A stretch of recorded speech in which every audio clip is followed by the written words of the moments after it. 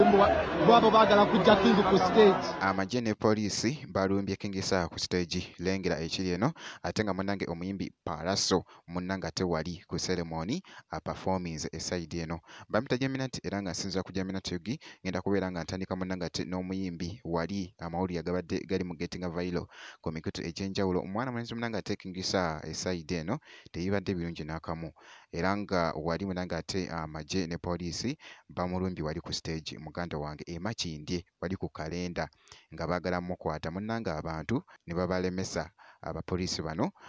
n'amagye okutuuka ate ku mwana mulenzi munnange ate King Saha naye nga wali bwenkoledde vidiyo eno tubadde tetunnazuula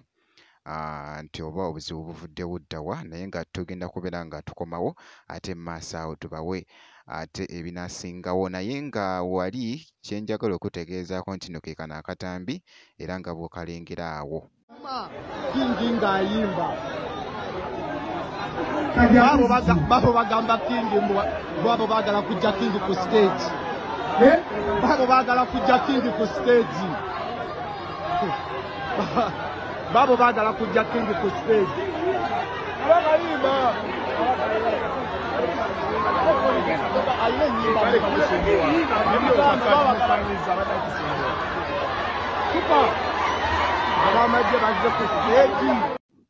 era nga ku sayidi y'emu omwana mulenzi munnange era amaze era omuziki gwe n'agutwala mu maaso era nga bw'olengera munnange wali nga bw'olengera butebe awo abafaanizi muganda wange